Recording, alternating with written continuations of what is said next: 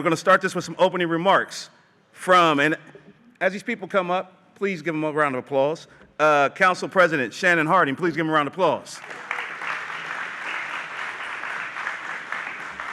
Thank you, City, and thank you all for being here. I am actually grateful for the amazing turnout that we have this evening. This is an important conversation. It's an important conversation about health. It's an important conversation about community.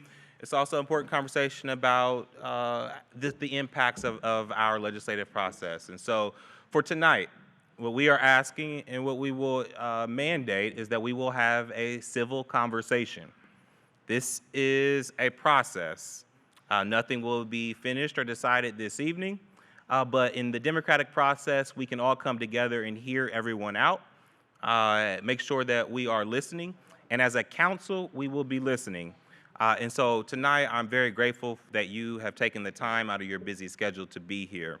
I want to acknowledge my council colleagues who are here, Councilmember Emmanuel Remy, Councilmember Nick Bankston, President Pro Tem Elizabeth Brown, and then the leader from the council perspective of this effort to help us have this conversation this evening and through this process is Councilmember Favor, who is chair of the Health and Human Services Committee.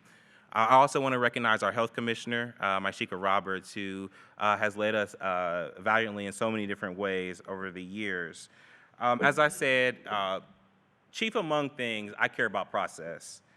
So this town hall is part of council's process.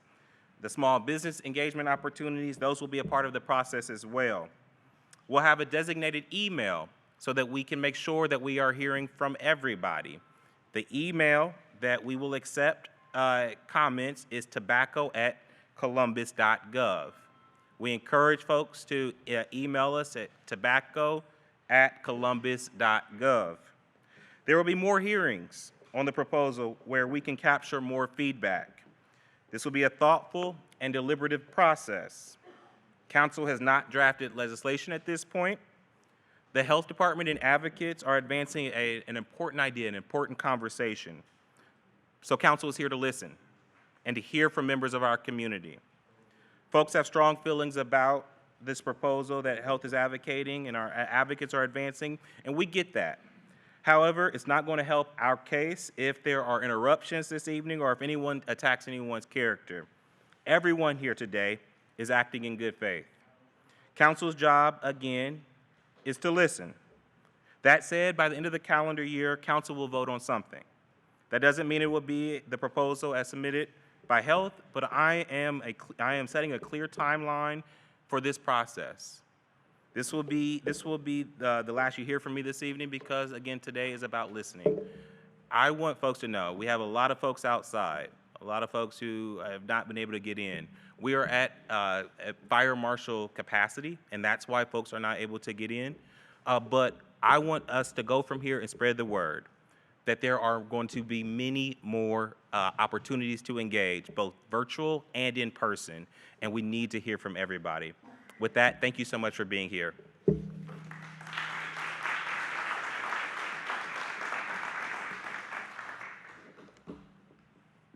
Before I bring up the next council member, I just want to say real quick because I want to welcome you all to the, it's a community town hall, but it's also a conversation on flavored tobacco's impact. But first, I want to give a definition of conversation.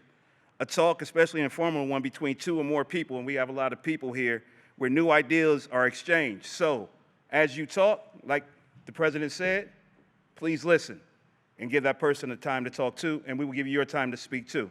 Hopefully you all filled out, if you got a chance to speak, we have speaker sheets right out front, and those are the people we're gonna call. You have 2 minutes once we get there. But right now, with that being said, I'd like for you to give a round of applause to Councilmember Shayla Favors, please. Good evening, everyone, and thank you for being here with us this afternoon. I just want to once again reiterate to the attendees that have been taken time out of their day to be with us here today. We do not take that for granted. We do know that there are a large amount of guests that are still outside that would like to be inside. We were only anticipating 100 guests this evening, which is why we felt confident in securing this venue, which accommodated 160 individuals. But Unfortunately, we have reached that capacity, but this is not the last opportunity that you will have to engage with members of council on this issue. Let me also give a thank you to all of our table hosts and once again to all of you for being here today. My name is Shayla Favor, and I have the pleasure of serving as chair of Columbus City Council's Health and Human Services Committee. A few months ago, the Coalition to End Tobacco Targeting and Columbus Public Health presented an initiative to Columbus City Council that would regulate the sale and distribution of flavored tobacco products within the city of Columbus. Flavored tobacco has been a hot topic of discussion not only in our city, but also across this country. In April of 2021, the FDA announced its plans to ban menthol as a categorizing flavor in cigarettes and ban all categorizing flavors, including menthol in cigars.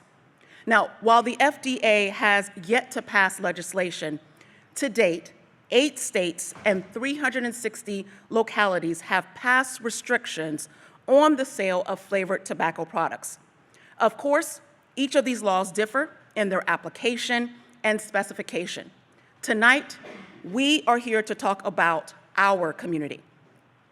Columbus Public Health is in the process of finalizing legislation to propose to City Council, and we intend to share that draft proposal.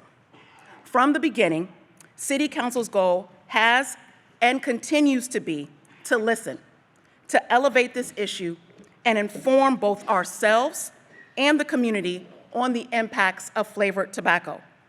We want to hear from you all of our residents, our health experts, and our businesses to really understand the complexities of this issue. We know that smoking has negative health impacts, and from Columbus Public Health data, we know that there is an extreme saturation of tobacco retail licenses within city limits. In 2022, there are almost 800 tobacco retail licenses just within city limits.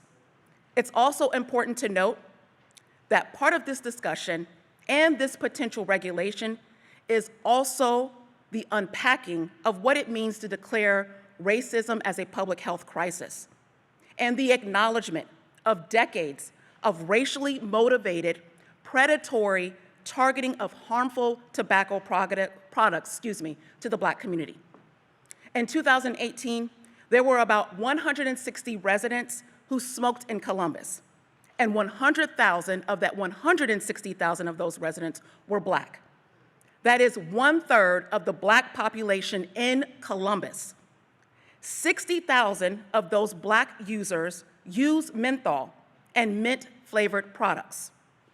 We also know that smoking is a leading cause of heart disease. And in Franklin County, heart disease accounts for 184 deaths per 100,000 deaths. And in Black residents, it's even more prevalent at 239 per 100,000. I do want to make it clear that this proposed regulation will not criminalize or penalize individual behavior. It will focus on civil enforcement of the retail sale of flavored tobacco products, not criminal penalties for individuals selling, possessing, or using these products. Placing enforcement of these new provisions within the authority of Columbus Public Health as a civil matter takes Columbus law enforcement out of the equation entirely, allowing officers to focus their time and resources on addressing violent crime and other public safety concerns affecting Columbus's neighborhoods. Tonight, we have a short program planned for you all, where you will hear from a few local and national experts about flavored tobacco and its health impact on residents. However, we recognize the potential impact to small businesses and retail establishments. So, after our speakers, we will open it up for the discussion portion. That is the reason for tonight, to hear from all of you. If you are interested in speaking or asking a question, please fill out the speaker slips that are located at the front table. If you do not want to speak tonight but would like to provide written testimony, there are slips at the registration table for you to do so. Again, thank you for being here with us this evening and for allowing us to have this space to learn together and elevating these important issues. With that, I'd like to invite Dr. Mysheika Roberts.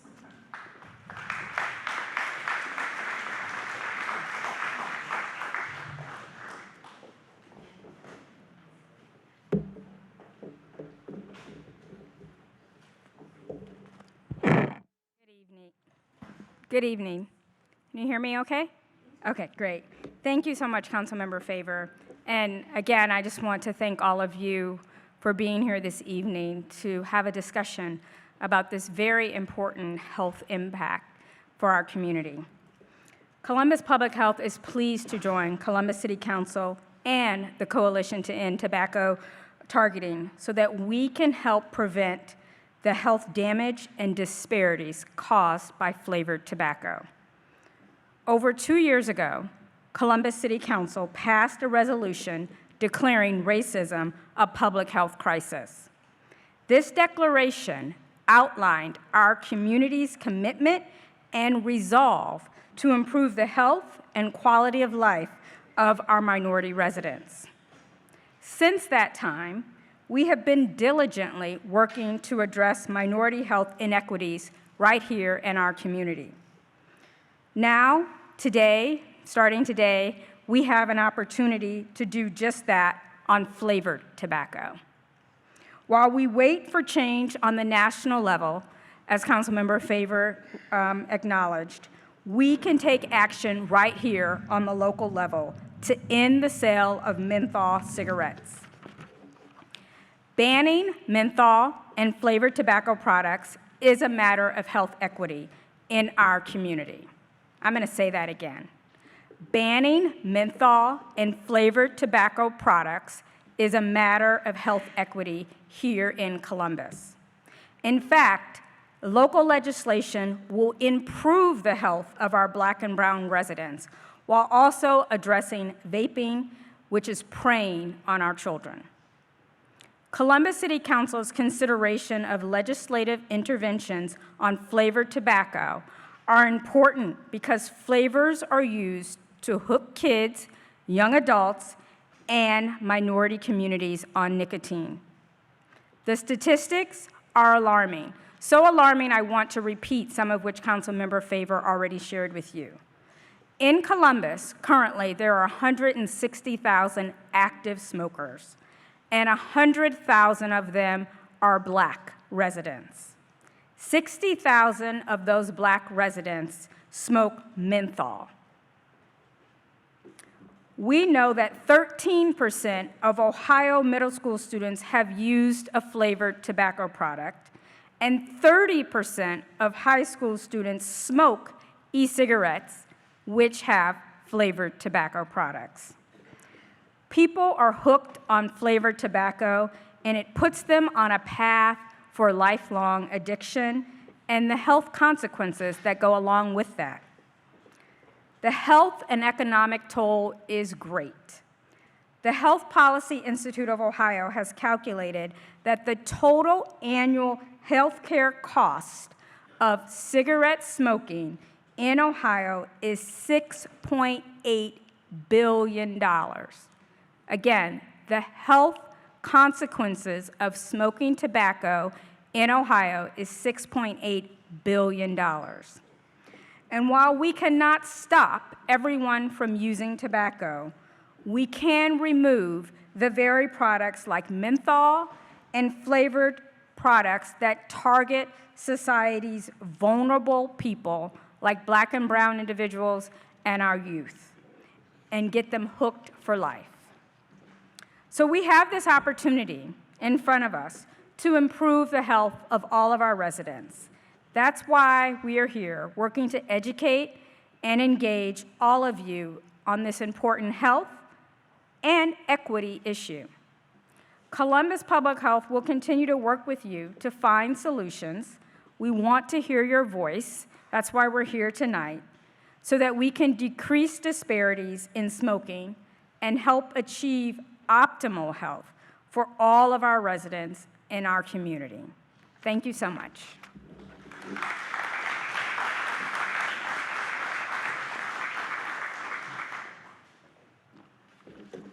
And now we will have a presentation from Chris McGill. Please give him a round of applause.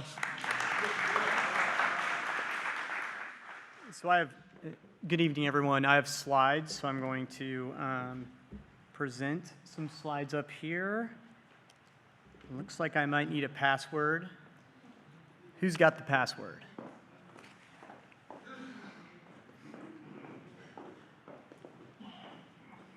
While we're waiting, I'm going to share some maps. I'm the Economic Development Director for Rice Miller. We're going to share some maps on health, economic, and demographic presence in relation to tobacco retailers and other tobacco-related data.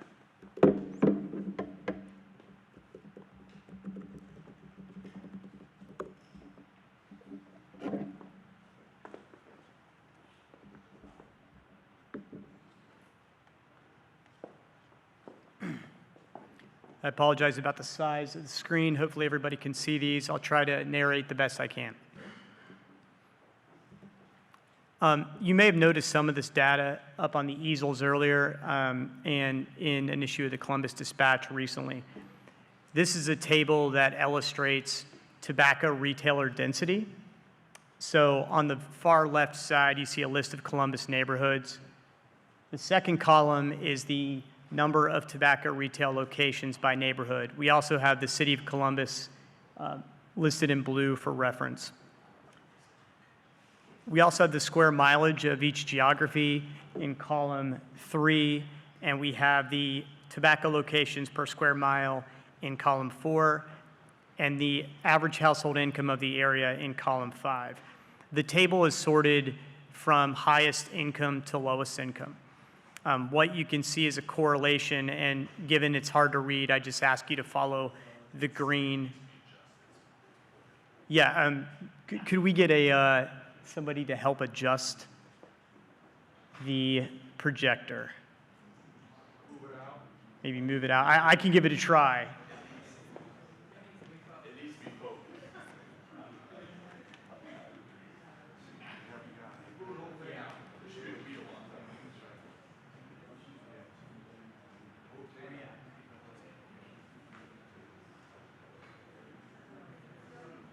We'll adjust the focus too.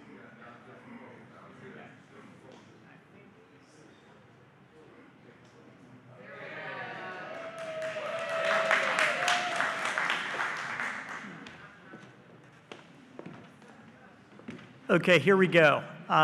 The table illustrates the correlation between higher income communities and the presence of retailers, which you'll notice that there are less tobacco retailers in higher income neighborhoods, more tobacco retailers in lower income neighborhoods. Further, we wanted to illustrate which of these neighborhoods had black populations of 25% or more, which you can see is a simple yes or no on the final column in the table. This next map illustrates tobacco retailers. So the red dots are the tobacco retailers within the city of Columbus. There are about 867. This shows those retailers, red dots, in relation to all schools of all types in green dots. That includes public, private, K through 12, some pre-K, all the schools you would see in Columbus. You can see a strong proximity in the map of tobacco retailers to school locations. I know that you really can't see some of the intricacies here, so we're going to flash to some neighborhoods to kind of give a better geographic scale. This next map illustrates low-income neighborhoods and tobacco retailers. Low-income neighborhoods are in the darkest purple. You can see this kind of inverted L, which will be a theme of the presentation, starting down Broad Street and making its way up Cleveland Avenue. What you'll notice is there's a lot more retailers in the dark purple. We also have highlighted the highest income neighborhoods, which are in a much lighter purple, where you see a lack of retailers to the same frequency. This next slide is a higher concentration of black neighborhoods. So the city average is about 19.2%. These are neighborhoods with 25% black or African American people or more. And you can see the same frequency of tobacco retailers and black neighborhoods.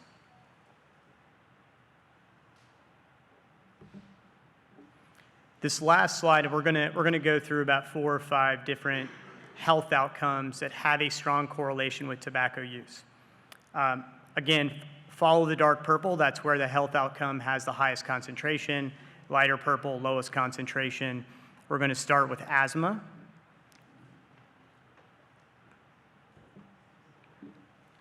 Then heart disease. Next, we have COPD.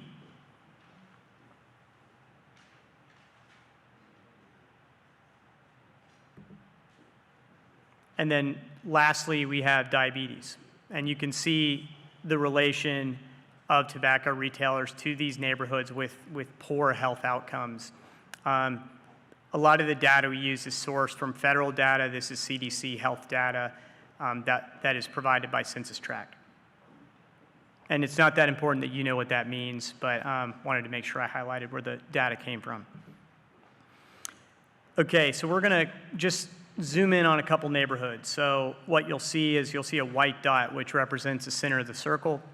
The circle is a radius, and then we have a number of red dots, which represent tobacco retailers, and green dots represent the school. So schools in green, tobacco retailers in red, and you can see the radiuses in the red circle. The first radius is a 1/4 mile radius, so 1/4 of a mile, and this is on the east side, near east side by Champion Middle School. So this green dot, okay, you can't see my arrow, so I'm just going to speak. The green dot represents Champion Middle School, and then the red triangles represent the retailers in close proximity to Champion Middle School. The next radius is a little bigger. It's 1/2 mile, and it represents the west side and Sullivan Avenue. So you can see Wedgwood Middle School, Eakin Elementary represent the 2 schools kind of closest to the middle, and the tobacco retailers, which primarily follow Sullivan Avenue here. Next, we have South High School, close proximity to High Street. You can, not too far from where we are this evening, you can see a number of retailers in proximity to South High School. We do understand that High Street is more of a commercial corridor, but wanted to make sure we were illustrating really the retailers that are to the east as well. Next, we have Johnson Park Middle School, which is the graphic on your right. That graphic illustrates 7 retailers within a 1/2 mile radius of Johnson Middle School. Sorry, Johnson Park. Next, we head up north to Columbus North International. We have a number of retailers. Again, you can kind of see that this follows High Street, but a number of retailers in close proximity to Columbus North International. One thing I forgot to narrate at the beginning of this, you've probably noticed these floating median household income numbers. What we did is we pulled the median household income for the census tract surrounding that area. So the numbers are to give you a sense of where household incomes fall within the presence of retailers around some of these schools. The graph on the right is Linden, so you can see Medina Middle School represents the center of the circle, and a number of schools that, both elementary, you've got Hoy Elementary nearby, and you can kind of see that proximity. Then we head back south, so thanks for bearing with us. We're going north and south quite a bit here. South side, so again, fairly close to where we are. This is Moeller Elementary School. Heavy presence, I believe that's Lockbourne, that follows Moeller pretty closely on the west. And then we have Wineland Park. So Wineland Park Elementary School, the next, the graphic on your right, And you can see 19 retailers within a half mile of Wyland Park Elementary School. Next, we're in Franklinton, so West Broad Street. For those not familiar with the neighborhood, you can see 17 retailers falling in with concentric circles of this neighborhood, and the two kind of points of reference are West Broad Elementary School and Highland Elementary School. So the theme here is, we couldn't show you every single neighborhood, but wanted to give you a sense of where in some of the lower income neighborhoods you have a high presence of retailers. We understand the presence of commercial corridors and other factors, schools, no schools, that may play a role in where that retailer locates.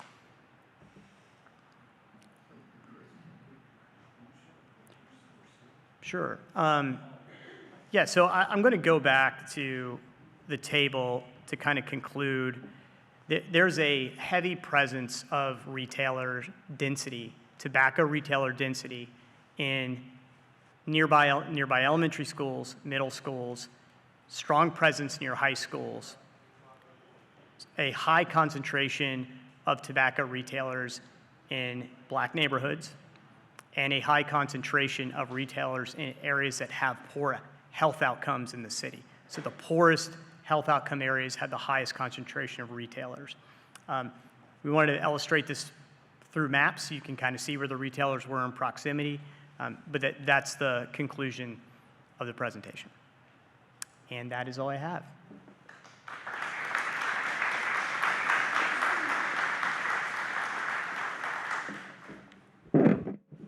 Thank you. And now we'll be talking about the medical impact. Please give a round of applause to Dr. Shayla Dalbini, who is the Chief Health Equity Officer at OSU Wexner Medical Center. Please give him a round of applause.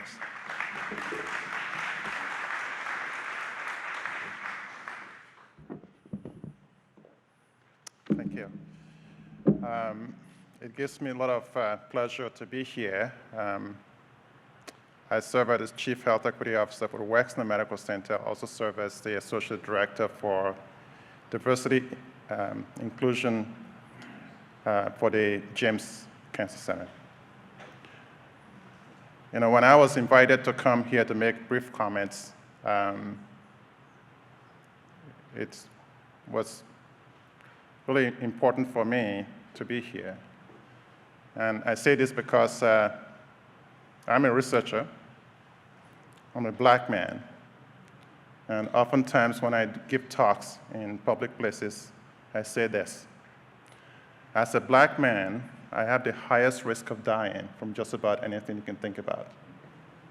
And one of those things that we die from are things that are caused by tobacco. And what I think is really important is that much of the reason why the disparities I would talk about are caused are things that we can prevent and address. Why does it persist? I have a script, so I'm going to go back to it. Councilwoman Favor, Dr. Roberts, it's a pleasure to meet you.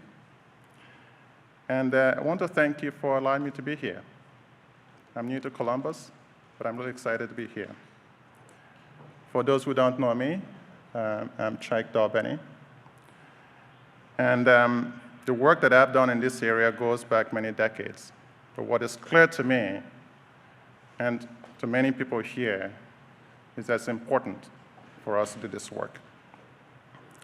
I want to convey to you from the Wexner Medical Center, with the College of Medicine at Ohio State University, the James Cancer Program, our full support for this ban on flavored tobacco. I think I'm remiss to not point out a few things, or share some things with you. Since we're talking about research, I want to talk about research for just a minute. Earlier in my career, we did a study looking at tobacco use among youth. The bottom line is this. All you have to do sometimes is to light up a cigarette, inhale it, and you're hooked for life. Because that cigarette contains two things that are really important and deadly. nicotine that gets you hooked, than the products in tobacco that are very toxic and make you sick and will kill you. Yet, from what you've heard from Chris, the advertising, peer pressure, social media push in black neighborhoods cause many people to smoke and get addicted to it for life. What I think is really important, and why this meeting is important, is that the flavoring in tobacco, in many ways, is targeted towards African American people. What does it do? It makes people want to smoke more, inhale more deeply. In addition to some of the things that have been mentioned, let me sort of take the liberty to mention a few things. Heart disease, lung cancer. Black men have the highest risk of dying from lung cancer, getting lung cancer. We can go one step further, as if that's not enough. The highest risk of being diagnosed at late stages of the disease. So this is a thing that's really important to us as a community to address this, and we have the opportunity to do so. So I'm really pleased to announce our partnership and support with the Columbus Public Health Department, the Columbus City Council, the Coalition to End Tobacco Targeting, to help prevent the health impact inequities caused by flavored tobacco in our communities. Thank you so much.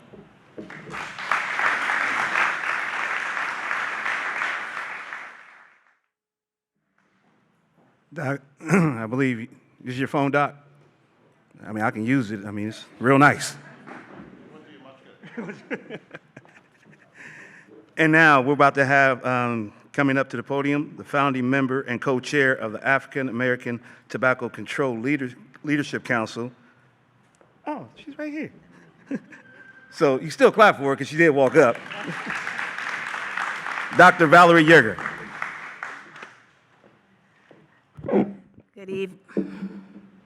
Good evening. Yes, I'm Dr. Yeager. I'm a licensed naturopathic doctor, and also I'm a professor in health policy at the University of California at San Francisco. I'm one of the original tobacco documents researchers, and I've been asked to come and just give you a little bit of a history from my perspective as one of the original documents researchers, but also as a founding member of the African American Tobacco Control Leadership Council.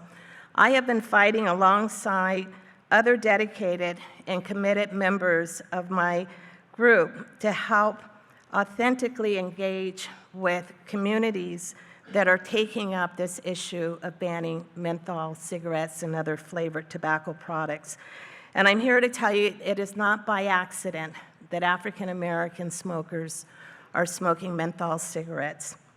More than 22 years ago, I had an opportunity to start looking at these documents, and my research uncovered that the tobacco industry had a pervasive presence in the African American community. And they've known for 60 years that because we were dealing with inequities and other issues that made us needing to self-medicate, that menthol cigarettes would be a perfect targeted product for us. They knew that starting in 1964 with the Surgeon General's report that smoking rates were going to go down, and they wanted to make sure that they were going to maintain their products. And so for decades, the tobacco industry has exploited all the social and economic inequities that foster the uptake of these products. During the 1950s, only 5% of African American smokers were smoking menthol. It tripled by 1965, and then it tripled again by 1976. And today we're looking at 90% of African American adolescents who are smoking menthol cigarettes, and 85% of the adults. Now, one of the things that we are able to say that we could not say before, because we now have the research that shows the harms of smoking menthol cigarettes on the African American community, based on research coming out of the University of Michigan by Drs. David Mendez and Twy Lee, that although constituting only 12% of the US population, Black America bears an alarming amount of the harms caused by the smoking of menthol cigarettes. 41% of the smoking-related premature deaths fall on the backs of African Americans, despite representing only 12% of the population. And 50% of the life years lost. Those are years that are lost prematurely because of the smoking of menthol cigarettes. Every time big tobacco addicts another generation of kids, they put taxpayers, whether they smoke or not, on the hook for billions of dollars in tobacco-related health care costs. We have watched large African American organizations come together to support these bans. The National NAACP in 2016 adopted a national resolution calling for the ban of menthol cigarettes and flavored tobacco products. The largest African American sorority, Delta Sigma Theta, has not one but 2 resolutions calling for a ban on menthol cigarettes, and they have empowered their local chapters to help with these efforts. The reason why this is important is because our research that we did early on showed that the African American organizations were vastly targeted by the industry. And the industry has been supporting many of them for decades, sponsoring their events, providing them with funding. And so as we understand now the role of these products in killing our people, we are recognizing that we have to stand up to big tobacco. We have to stand up and to protect our communities. And I am very honored that I was asked to come here to help you all understand the need to get these products out of your neighborhoods. So with that, I'm going to bring my colleague, the co-chair of the African American Tobacco Control Leadership Council, Dr. Philip Gartner. I'll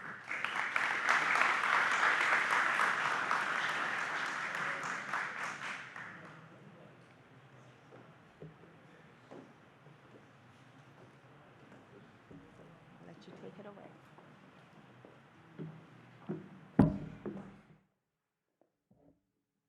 Thank you, Dr. Yerger. Good afternoon, all. I'll make my comments short and sweet. Many of you have actually heard some very important presentations. Let me just call on Columbus to join with other cities around the country and ban these products. Just to the most recent figures, I appreciate the figures that were put out, is that there are 241 cities in the United States that restrict the sale of flavored products. There are 89 of them that actually restrict the sale of menthol products. We cannot sit here and wait on the Food and Drug Administration. The original sin that went on in the first place was in 2009 when 13 flavors were removed from the marketplace, but the only flavor that was kept on was menthol, okay? That was egregious. That was racial, and we've been fighting around it ever since. In 2020, my organization, the African American Tobacco Control Leadership Council, sued the FDA to actually do something about this, something that they've been dragging their feet for some time in terms of this.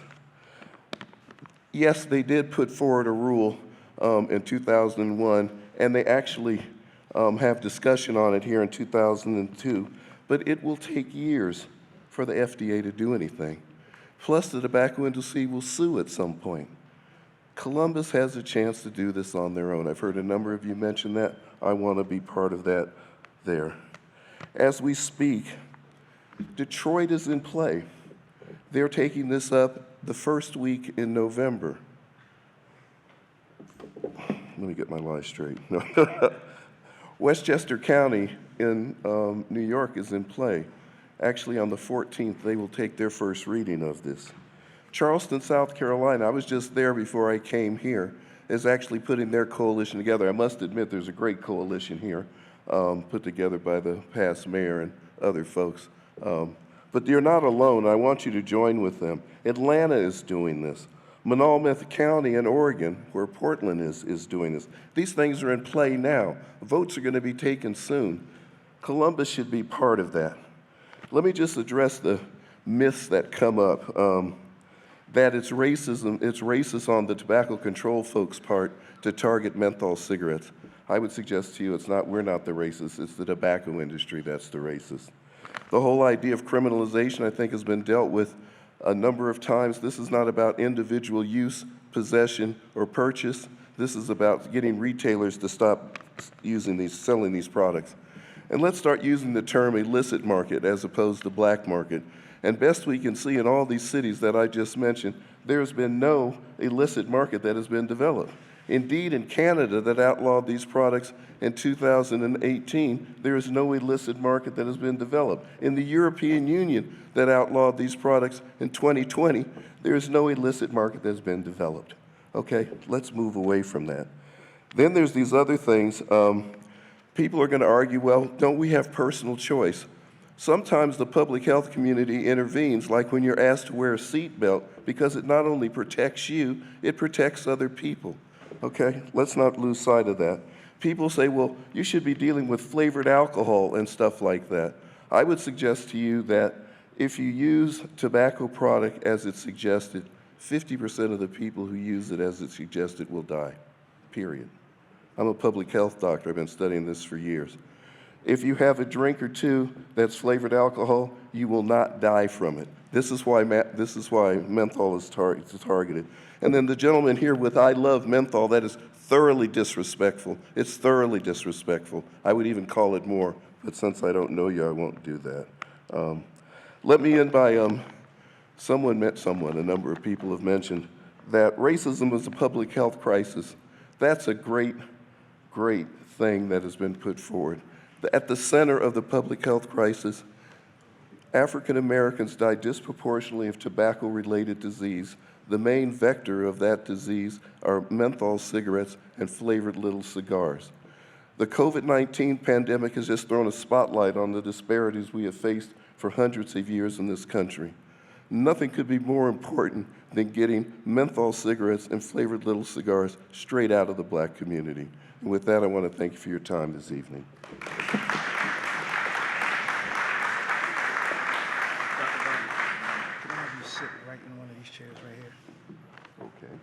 Thank you, sir. I'm gonna sit on the Okay, that'll work.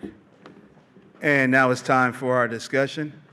I would need Councilmember Favors, please come up to the table, Dr. Roberts and Dr. Dalbini. Please come up to the table.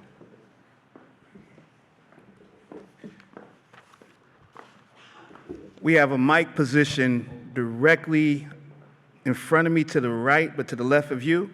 When I call your name, because hopefully you were filled out one of the speaker sheets that was out at the registration table, please step up to the mic, and then you have 2 minutes.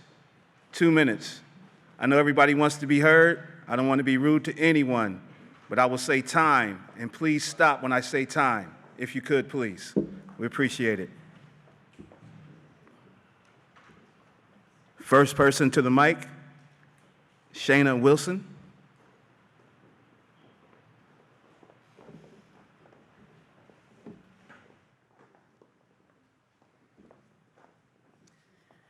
Good evening, and thank you for allowing me to speak to you all today. My name is Shayla Wilson, and I am from 1305 Harrisburg Pike Shell. In that, I'm leading right to my first point.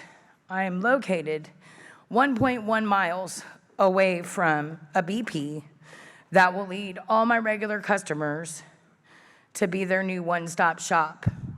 My gas, my lottery, my grocery sales will decline off of taking that one menthol regular smoking customer on down the road or lead them to outside businesses, taking the business away from us. I know we all have heard the statement, it takes a village to raise a child. Well, 1305 Harrisburg Pike Shell is my village.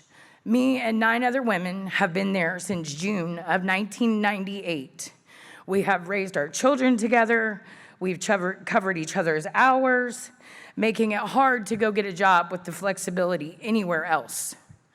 So we are going to be forced to lose 1, maybe 2 of our girls if this ban was to happen, because with COVID, gas hikes, price inflation, we've already had to make cut in hours. This is going to make somebody lose the food to feed their family, pushing them to have to call on government programs for assistance because they're not going to get the flexibility and the community help in raising their kids. Also, I do greatly agree with weed card programs and designated smoking places. I do, because I believe that's everybody's right. Just like what your exercise program might be, that might work for you, but it might not work for me. What you enjoy doing, I might not enjoy doing. But we all have that choice. That's why I'm speaking here today. I have that right, and it should be a choice. I am also married to a black man, and he does not believe that smoking cigarettes is wrong. It's his right. Thank you. Time.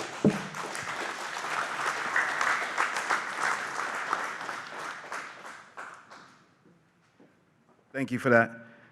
Next, Youth Rep, Khadijah Yassin. You have 2 minutes. Good evening, Columbus, Ohio voters and council. Tobacco companies have been around for a while now and have a large growing number of customers, while the age of users is decreasing. This is no exception for teens and children in Columbus. These companies are now undoubtedly courting younger audiences, as these flavored products are the gateway for youth to be addicted for life, guaranteeing these corporate companies lifetime customers. In 2021, about 85% of youth used flavored tobacco products, and studies reported that at least 500,000 middle and high schoolers are vaping every day. The large companies accomplish this by using tactics such as creating flavored jewels and selling them near schools in poor areas. This results in the mass usage of tobacco products by Black and Hispanic youth. Black Americans make up 12% of the U.S. population, but 40% of death caused by methanol cigarettes. I am Khadijah Yassin, and I support the ban of methanol cigarettes and flavored tobacco products because I believe our youth deserve to learn and grow in pressure-free, tobacco-free schools and environments. And my classmates and students after me are entitled to long, healthy lives where they are not preyed on by corporate companies who do not view them as individuals but as dollar signs. Putting an end to these extremely harmful products would not only drastically decrease the number of teens and children addicted, but would also cause other communities to fall in the ban. So I ask you today to please consider listening to our voices and communities, to listen to the voices of your communities, and ban retailers from selling tobacco-flavored products because the youth today are this city's future. Let's end this epidemic before more of our youth fall victim to it. Thank you for your time. Thank you.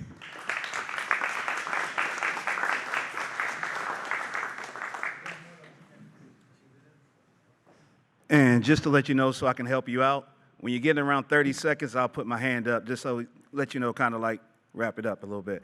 With that being said, Scott Ely.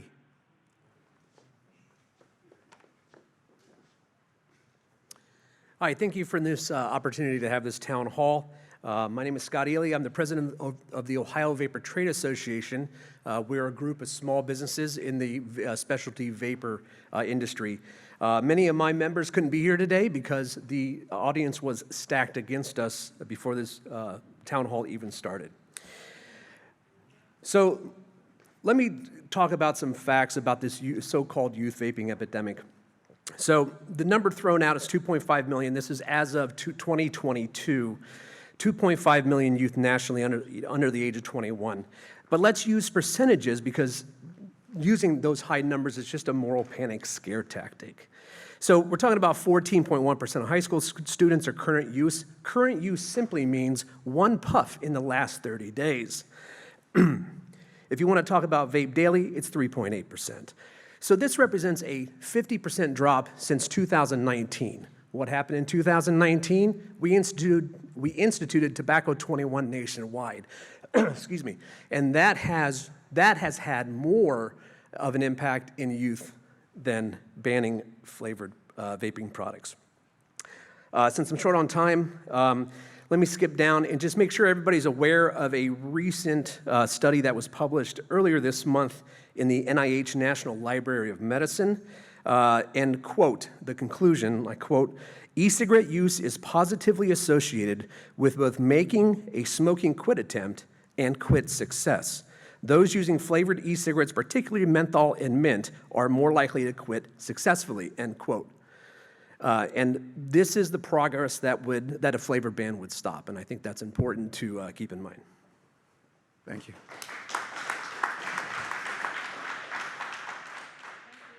I'm not sure if are we on?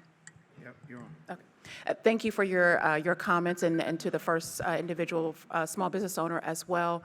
As a member of council, we do greatly appreciate our small businesses that operate in the city of Columbus. Obviously, as we are coming back from the pandemic, our economy cannot bounce back without you all, and that's why we are taking the time to have this community conversation on the front end.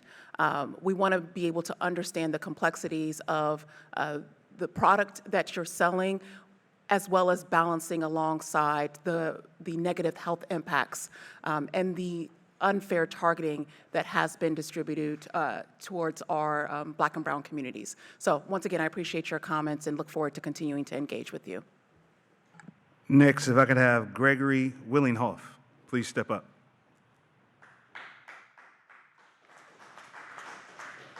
Please give him a round of applause. There you go, sir. Thank you.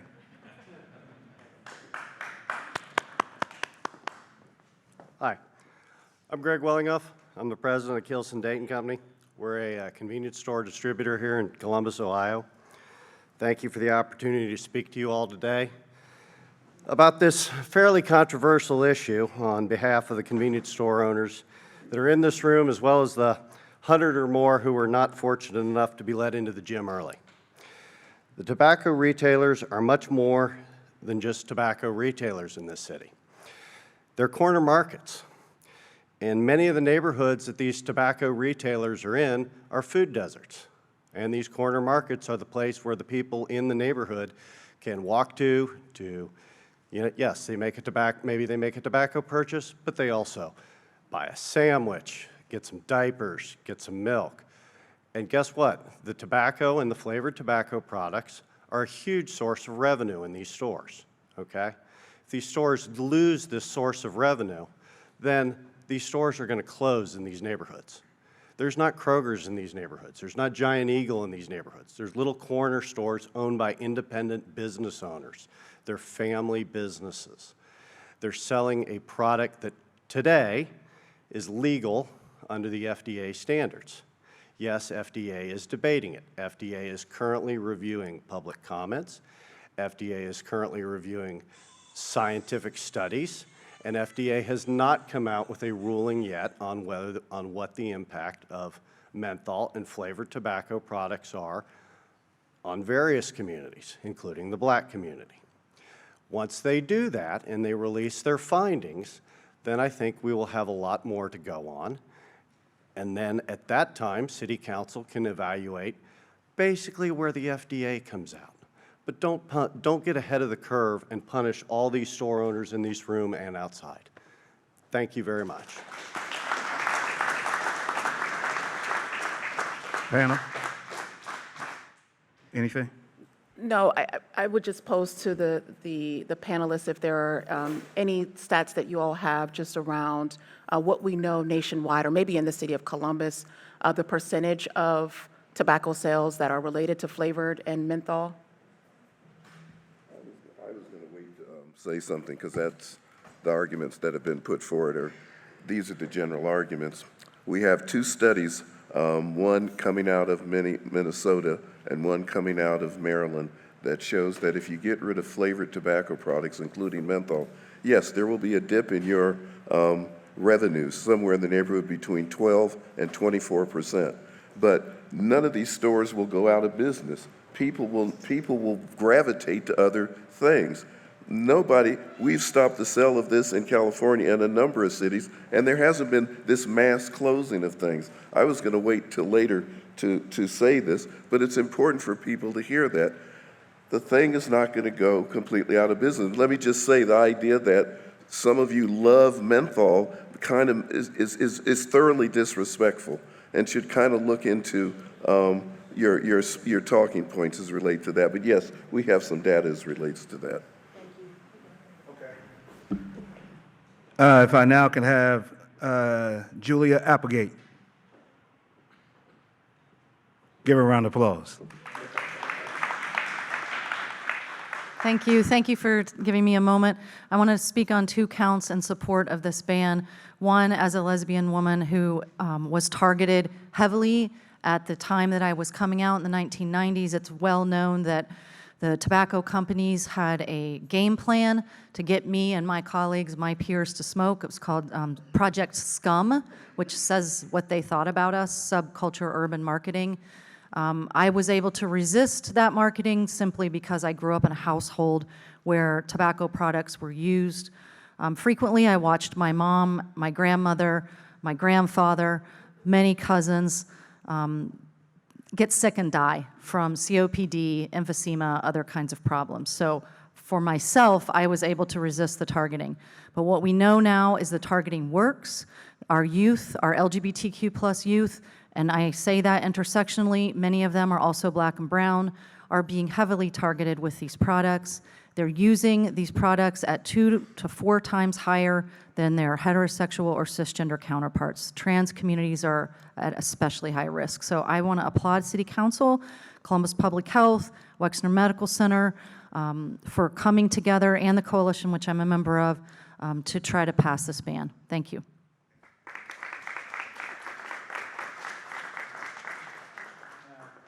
Can we please have John Scott? Give John a round of applause, please.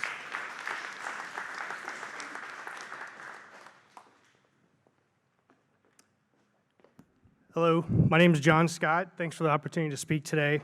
I am one of the owners of Vaporify, and we are in opposition of the flavor ban. We have 6 stores and have been in business since 2014. Now, we all know that choosing not to drink, smoke, or eat unhealthy foods is the best way to go. But with that said, it has been documented scientifically. Even the FDA in October of last year has said that vaping or e-cigarette use is a better alternative than smoking tobacco. Flavors have played a big part in helping people make that switch. The number of stories we hear from our customers every day is overwhelming about how they quit smoking tobacco after trying everything else, how they feel better, how they're able to exercise and run again, how they don't stink like tobacco all day long. These are adults that we sell to, and tobacco is a very, is not the popular flavor of choice. Vaping liquid is not very difficult to make. The ingredients are easily defined, and a ban on flavors will push people to make these products in their homes. That's something that obviously is scary, as you can imagine. Per the CDC, in the last few years, vaping among youth has declined 48.7% among high schoolers and 68.6% among middle schoolers. We are on the right track thanks to the FDA's regulations that weeded out some of the bad actors and bad marketing. Some of their stiff laws that they've done for shipping and delivery to decrease internet sales. This has shifted the control to your local vape shops and specialty tobacco shops that actually care about not selling to underage. These declining numbers are proof of that. We have customers that come in every week that we still ID before they make their purchase. We agree 100%. We must work hard to keep the products out of the hands of the underage, and we are for common sense regulation. Vaping products, liquids, and accessories make up about 90% of our sales. We will go out of business with a flavor ban. The choice by our government to put us out of business will be detrimental financially to our employees, Thank myself, you, and my family. Thank you. Thank you, Mr. Scott. Appreciate it. Thank you. Panel. I just want to make, That's time, sir. Sorry about that, Mr. Scott. I just want to make a comment because it's been expressed a few times here about e-cigarettes or vaping being a tool to help with cessation. And I just want to make sure that everyone in the room is aware that the manufacturers of e-cigarettes had an option. The FDA asked them to submit a proposal to make their products a smoking cessation product. And all of the companies refused to do that. So they are not smoking cessation products by the FDA at this point in time. Okay, please don't talk out of turn if you don't have the mic, please. All right, now, let's let's keep it going. Let's keep it going. Now I need former mayor, please give a round of applause to Mayor Mike Coleman. You'll be heard. First, I think I want to thank you for bringing this to the forefront. I want to thank everybody for showing respect for each other as well. We should do that. We may not agree on things, but we should show respect, just as President Hardin had indicated earlier at the beginning of this. I'm going to be very, very brief. I don't think there's any effort to put convenience stores out of business. I just want to be clear about that. And someone said, and what we are trying to do is to save lives throughout this community. Someone talked about their convenience store, and God bless you, is in a food desert. I absolutely believe it. So if you're in a food desert, we want you to sell food, not nicotine products that cause the death of so many people in our community. So I want to deliver to members of council, they'll step down right now before my time's up, and I want to deliver to you those 3 boxes. Those 3 boxes contain 6,205 signatures and letters from the folks that are being impacted in this city, their residents, and they're asking to address the issue of flavored tobacco products, including menthol, in these communities. Thank you. Panel. Now, if I please could have Laura Comack, please give her a round of applause, y'all. Good afternoon. Thank you for the forum where City Council brings together voices and minds around a community issue. It's not my intention to repeat any of the comments. It's very important that you hear from all sides. One of the sides that you aren't really hearing from are individuals. There are a lot of individuals who do not want to be singled out or individually stand and take a scarlet letter approach with their opposition to this movement. And I think that's something to be mindful of in terms of telling other people what to do with their own choice. For the main point, there are other more narrowly tailored pieces of legislation that could be put together if we are choosing to eliminate youth usage. Right? If we spend as much money on the idea of youth usage with positive influencers, right? The Twitter feeds of the positive folks, if they were able to look up to more folks without the tobacco usage, that would come without the expense of taking people's choice. So the points that I want to just raise quickly, there is a Duluth, Minnesota study that showed that folks who eliminated there was a menthol ban, and the regular tobacco usage ticked up, and then the jurisdictions immediately outside of Duluth, their tobacco sales ticked up. So it's all those counterbalance points, I think, is what we're looking to do. The other point that I want to raise to you, just generally speaking, is, thank you. The uptick in sales around these neighborhoods, right? I'd be very interested to see the sales from the outlying jurisdictions. So I would hope that you listen to that, because the fact is we might be isolating folks. We might be driving them to other products like flavored alcohol, like marijuana and CBD, and those are drugs. And we do have a drug and fentanyl problem, and we don't want a black market. Right? Halloween is around the corner. We got to check all of our candy and make sure everybody's doing the right thing. This does happen. And so those are the points, and thank you for the opportunity. Thank you. Panel? I really appreciate your comments, Ms. Comack. I will say that we understand that everyone may not feel comfortable in this moment to get up in front of a room full of strangers and voice your support or your opposition. And so my team will have testimony slips still outside as you leave the town hall this evening. Please feel free to write your comments out when you get home. You can email them. We have created a separate email at the City of Columbus for you to submit those testimonies. We are going to read every single one of those. We are not trying to rush through this process, but what I will say to the point around choice, understanding when we're talking about a false choice, and if members of certain communities, whether we're talking about the LGBTQ community or the Black and Brown community, have been unfairly targeted or marketed with these harmful products, then we really need to reconcile what that choice actually does look like once it has now become an addiction. So that is why I want to make sure that I am educating myself as much as I can on these health-related concerns, as well as the true business impact, and of course, individual decision-making. Dr. Roberts, do you have any remarks you'd like to make as well? You know, I realize this is a very controversial legislation that we're proposing.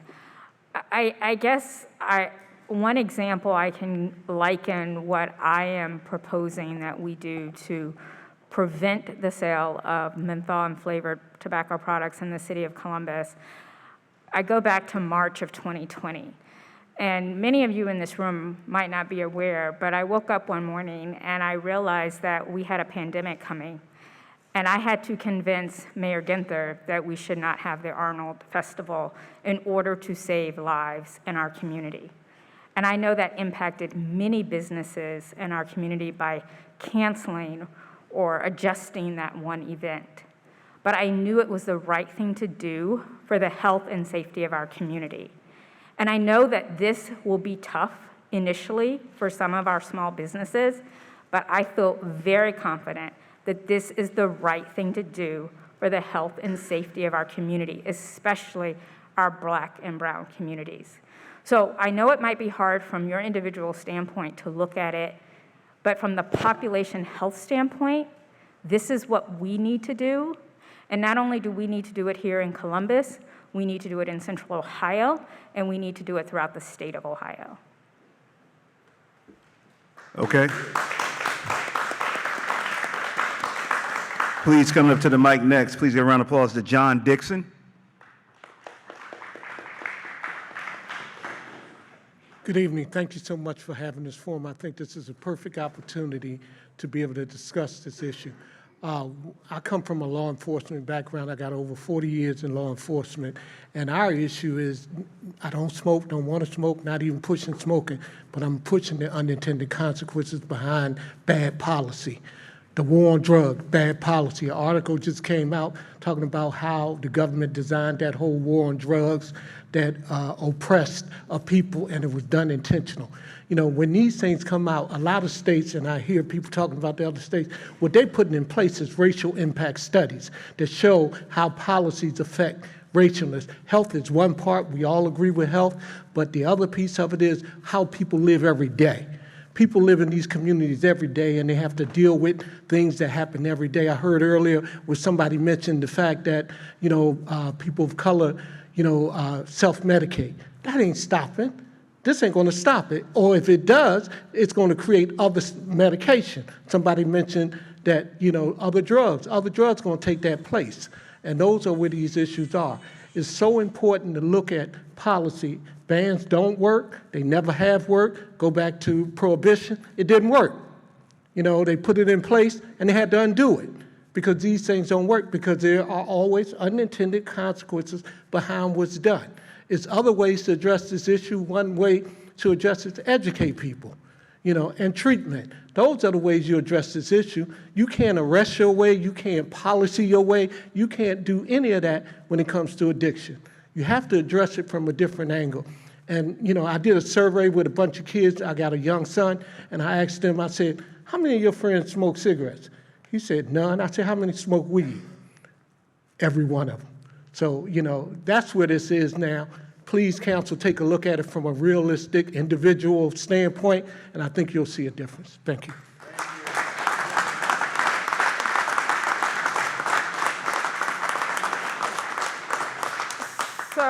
I would completely agree with you in terms of the education and the treatment.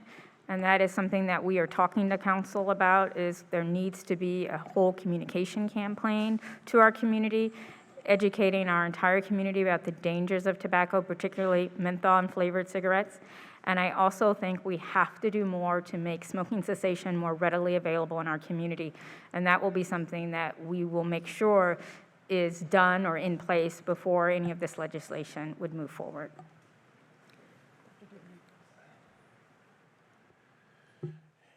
You know, I think the treatment is important, and I will agree it's an important part of what we need to do. And as a doctor, I would say that prevention is more important. Because once someone has lit a cigarette and smoked and have those symptoms of dependency, addiction, treatment becomes a very difficult task road ahead. I would want to share a few other things, though. Smoking is something, as many of us will agree, is associated with a lot of stigma, especially if you've got COPD or some other things. What it does from that perspective forward, that step forward, is that it makes it harder for those people to seek health care, and they get marginalized. So if you're marginalized already and you smoke and you get those conditions, it is even harder. So I would say from a physician perspective, we should focus on preventing our youth from smoking, because once they smoke, it's probably a lifelong journey of dealing with tobacco and addiction associated with it. I would also add to the gentleman's testimony that this may be the first time that many folks have had the opportunity to even hear me speak about different pieces of legislation. One of the things that I always do when I approach a new piece of legislation is look at it through a lens of equity. There is no way that I would even be entertaining this conversation without having already done that process, thinking about the unintended consequences. And that's why I was very clear in my opening remarks that this is not about penalizing behavior. We are not looking to put this in our criminal code. We are talking about civil penalties at this point in time. We are not talking about getting Columbus police officers involved and instigating what has become the war on drugs, which we know was a falsity. So I just want to make sure that that is clear, and I will continue to say that over and over again. Obviously, as a Black woman, I am sensitive to that, to those issues, oftentimes when our communities are targeted unintendedly. And so I appreciate the comment, but I just want to make sure that's clear as well. Thank you. Now, please, round of applause next to the mic, Charlita Tarvis. Tavares.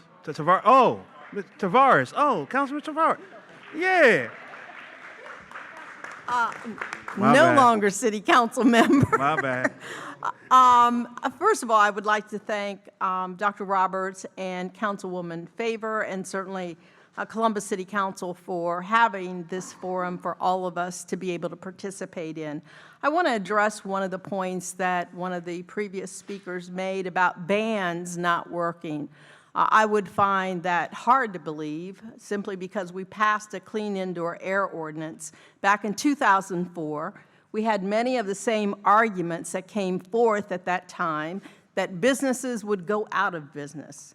Bars would close, restaurants would close, bowling alleys would close if we did away with indoor smoking. Bowling alleys have spawned a new and greater participation by young people and people with asthma and other chronic diseases and health issues, because they can go into those bowling alleys, restaurants, and bars without smoking. We then passed the statewide ban, and I know that Columbus and Franklin County was the impetus to pass that statewide initiative. The voters made that decision. So bans do work. They do protect the health and safety of our residents. And for those of us who have lost someone prematurely an African-American male prematurely at 48 to a massive heart attack, a stroke at 38, didn't know whether he was going to live to see his children grow up. My father, this is something that's personal. I'm passionate about this because I don't want other children to go through this. I don't want children to become addicted. Big tobacco is using the same elements as drug dealers. Hide the ingredients. Make it sexy, make it flavorful, so that we get you addicted for life. Council, I ask you, I urge you to pass an ordinance to ban these flavored tobacco products, all products in Columbus. Thank you.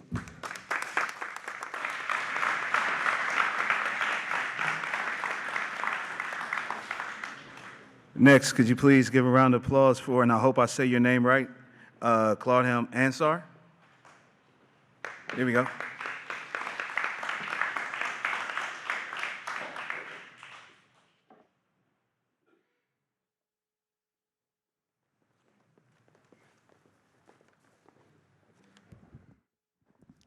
Members of the Columbus City Council, thank you for allowing me to speak today. My name is Abadullah Ansar. I am a recent graduate of Ohio State University, a resident of Columbus, and a small business owner in the city. I am requesting that you do not move forward with this total tobacco flavor ban. I moved to the US from Pakistan 5 years ago to attend OSU and earn my degree in hospitality. This year, upon graduation, I took a bank loan to open small businesses in the city. I now own 3 convenience stores and provide jobs to 20 Columbus residents. I know the responsibility I have as a retailer licensed to sell tobacco products. I abide by state and federal law. I pay taxes and I take strict measures to ensure tobacco products are not sold to our youth. Crime is already high in Columbus. Taking the sale of flavored products means sales move from law-abiding to black markets. Black markets do not scan IDs. They do not pay taxes, and they do not provide jobs to Columbus residents. I am worried about what this will mean for my employees, my customers, and me. We took a hard hit during the pandemic, and now inflation is on the rise. My adult customers shopping in my stores also account for my gas and grocery sales. If my business closes, I will not be able to pay back my loan installments and will need to let employees go make up for the cost. I have hundreds and thousands of signatures from the retailers and residents of Columbus who oppose this potential ban. Tobacco laws need to be handled by the state or it puts our local businesses at a huge disadvantage. I strongly urge you to oppose this ban. Thank you. Thank you. Panel. Thank you for being a responsible business owner. I know that without a shadow of a doubt, all of the retailers that are present are responsible business owners, but we know that somehow, some way, our young folks are getting a hold of these, whether it's e-cigarettes, vaping devices, or just menthol cigarettes in general. But we do appreciate you being very intentional about how you are regulating the product in your stores. But with that being said, we've heard the comparisons now between alcohol, the regulation of alcohol and the regulation of cigarettes.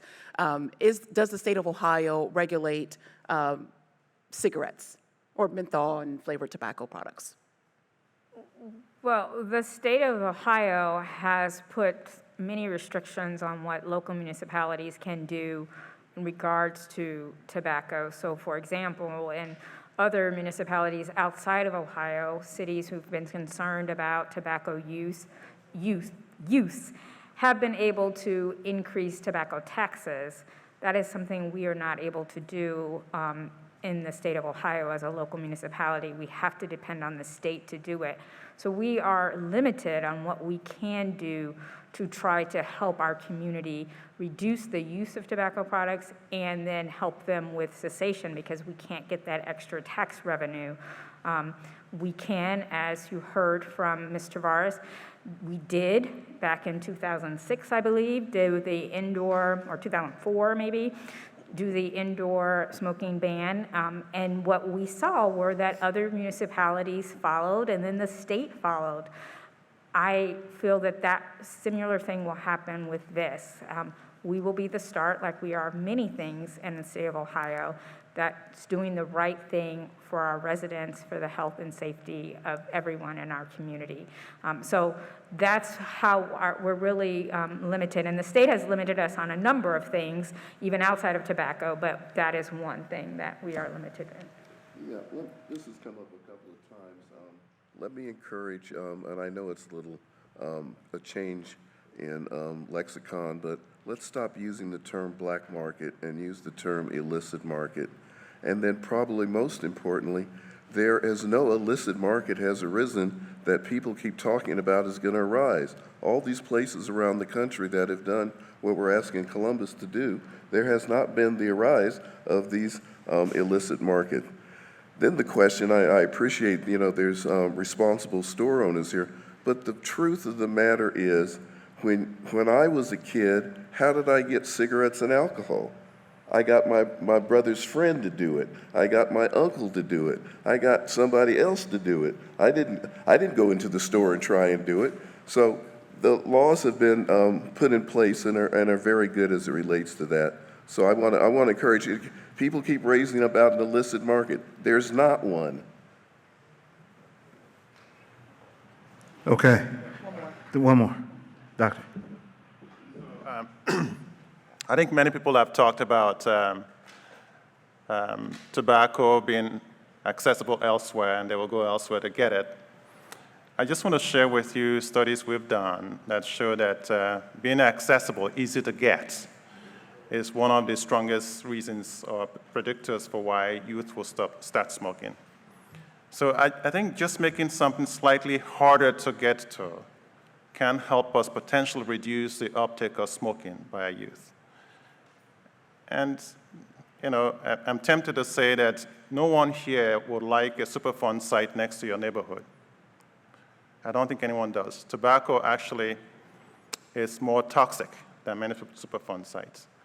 So I think as a black man, speaking for myself, seeing the scourge of tobacco in our community, lung cancer in black men, I'm moved to believe that anything we can do, however small it might be, even if it reduces the uptake by a small amount, may have the potential to save many, many, many lives.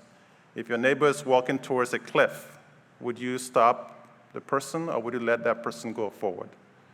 I think it's of a magnitude higher than that because many people are dying from tobacco-related conditions. Our children are dying. So I am not in the council. I'm in medicine. And I believe that there'll be a benefit to anything we do, whether it's price pressure or putting a small distance between what our youth can do to get to tobacco could help. And if I call it audible, Amanda, do you mind taking the mic really quick? Yes. Amanda. Because this has come up quite a bit this evening, that this will just push sales to other jurisdictions. And I liken this to the work that I'm doing around addressing our affordable housing crisis in Columbus, with the understanding that we can't resolve said issues solely in the city of Columbus, that it must be a regional approach. So can you talk about the coalition's efforts to not only bring this type of legislation to the city of Columbus, but our surrounding communities? Absolutely. So, there I am. We actually do have representatives here from Franklin County because they are part of the coalition to end tobacco targeting. We are working across the county. There's 14 cities within Franklin County outside of Columbus, and they see the problem as well in the suburbs, and they want to do something as well. So we are excited that they're agreeing to partner at the same time. And it's the same as former Councilmember Tavares mentioned. That's how it was done in the past. That's where we see the success, is it starts with the Columbus, and then the other cities join. Thank you. Now, can we have Ed Humadan? Can you give him a round of applause?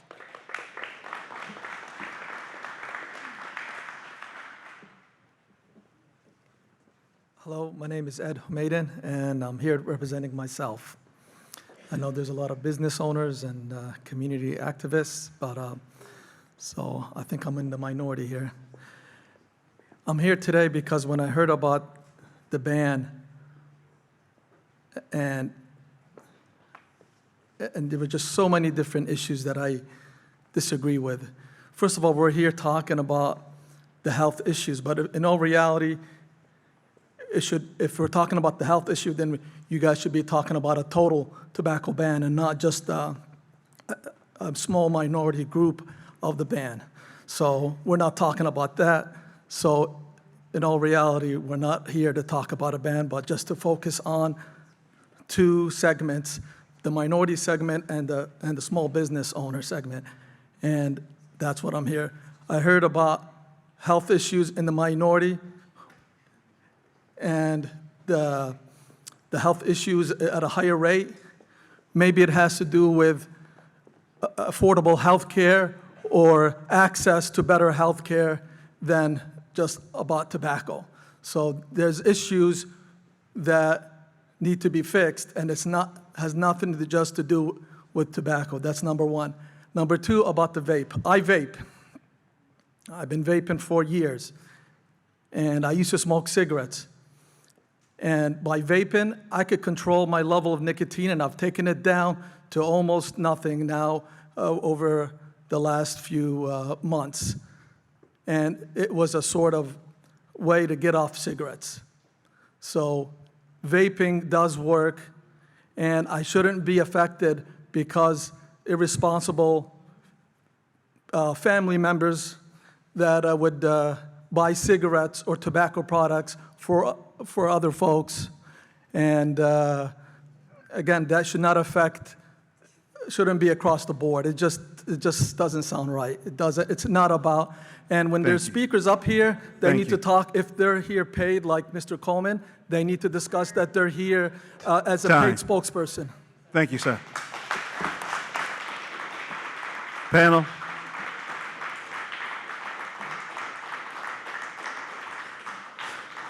Next, could you keep the applause going for Morris Williams?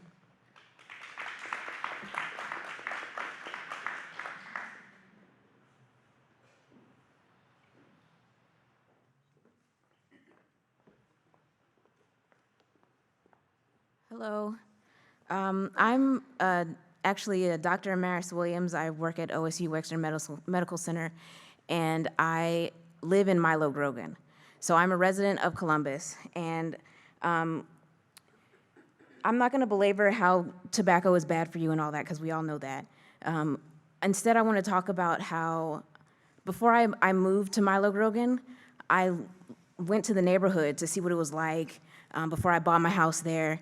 And I saw on multiple occasions young black boys vaping. And one of them that sticks out in my mind was trying to blow smoke rings with his vape smoke. And in reality, he looked really juvenile. I think he thought he looked cool, but he looked juvenile. And I say he looked juvenile not because he was sticking his tongue out trying to blow smoke rings, but because he was shortening his life to impress his friends. And this is what we're fighting against. The fact of the matter is children's brains are not fully developed. They do imprudent things, and like I know I did plenty of ill-advised stuff when I was a child, and it's up to us as adults to stop them from doing something that will hurt them for the rest of their lives. And that's what this is about. This is about stopping children from destroying themselves. And children are ill-equipped to protect themselves from the predators in the tobacco industry that want to make a profit at the expense of Black and brown bodies, as they have been doing for hundreds of years. From plantation to present day, from immaturity to malignant malady, these people have been making money while causing suffering in the most vulnerable of us. This has got to stop. Time.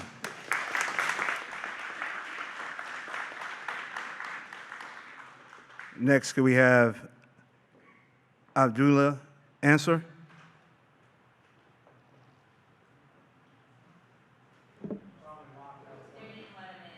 Okay, thank you. Mike Billerman. Please give him a round of applause.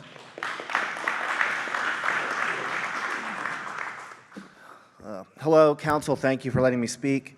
My name is Mike Billman, and I own and operate a gas station at 2122 West Henderson Road. I have 3 kids, 1 in high school, 2 in college.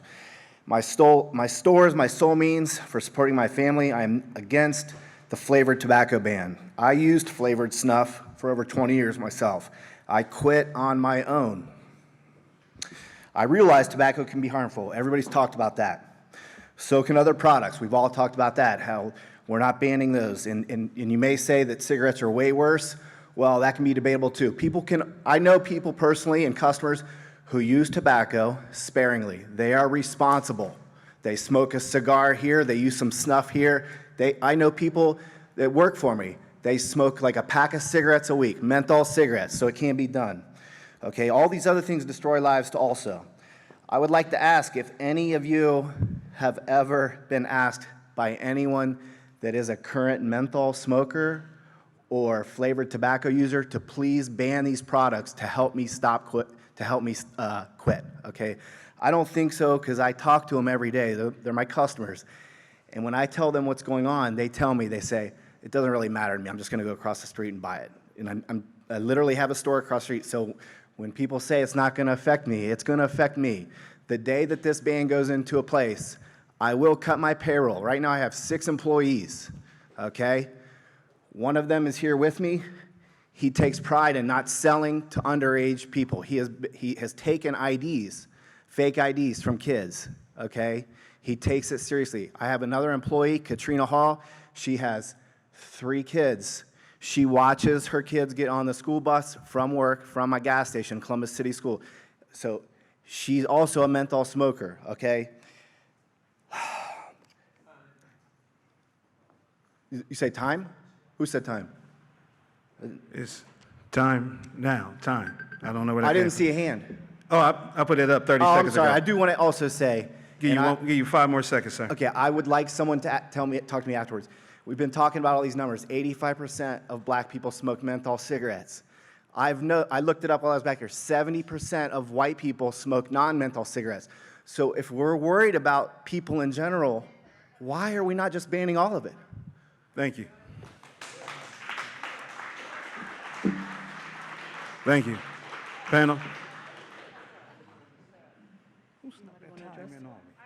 Address the flavored tobacco part. The reason why we're focused at this point on flavored tobacco, particularly menthol and other flavors, is because flavored products and menthol are easily absorbed, and they are very addictive, much more so than non-flavored tobacco. And we know that those products, the tobacco industry has intentionally targeted our low-income communities, our Black and brown communities, and our LGBT communities in their marketing. So it's a health equity issue. Individuals who start smoking flavored tobacco products are much more likely to get addicted and try it again than individuals who start smoking a non-flavored tobacco product. Let me just say something about this. We did some work in Hollywood, in California. My organization travels around the country, and the question that a number of people have posed is, well, why don't we just get rid of all cigarettes and just do that? And I think the response, and I think our council has understand that if there's a public health crisis, that it's disproportionately falling on communities of color, and that the first step that should be taken is to deal with that. Having said that, a commission was set up by the council in Hollywood to study the question of getting rid of all cigarettes. They came back some 6 to 8 months later and said they agreed with it. So one of the places in the United States where you can't buy cigarettes at all is in Hollywood. So I would suggest people that are interested in this, the first step is to deal with the public health crisis that is affecting communities of color. If you're really interested, then let's take the second step and look at how we get rid of these tobacco products overall. I would say that nicotine addiction is a very, very difficult thing for people. And as a primary care doctor, I've seen people struggle in trying to quit, even when they have lung disease and can't do so successfully. Many people succeed, and treatment is important. But nicotine addiction is not a joke, and many people struggle with it. Well, I want to thank everyone for being here with us tonight. That was all of the speaker slips that we had this evening. So thank you all for being here with us, for engaging in this honest dialogue together. Just as a reminder, Columbus City Council is committed to continuing to listen and hearing from all of you on this issue. I know we were not able to get to everyone tonight, and we weren't able to get everyone inside, and for that I do apologize. But there will be further opportunities to voice your opinion on this issue. In the coming weeks, Columbus City Council will be launching a webpage where we will share future events and engagement opportunities, including our upcoming public hearing on November 9th, as well as Columbus Public Health's proposed draft legislation. At that time, we will open our public comment period and invite all residents to share their feedback with us. At this time, you can share any additional comments by emailing flavoredtobacco@columbus.gov. Additionally, I encourage you all to follow me as well as Columbus City Council on social media, as we will share updates and opportunities for other points of engagement. Those other points of engagement have been geared towards listening to the business community, so please make sure you're following along. Again, thank you for participating this evening in this important conversation. Councilwoman, I should just say it was Beverly Hills, not Hollywood. They were so close together. Okay. Thank you. Thank you to all of the organizations that hosted a resource table, to our speakers for participating in our event, and to my team for helping to put on this conversation tonight. And please give a round of applause to City News for moderating our conversation. Oh, and also, most importantly, Reeb, the recreation center that we are sitting in today. Thank you all to the staff for helping out, as well as Columbus Police for assisting us this evening. Have a wonderful one.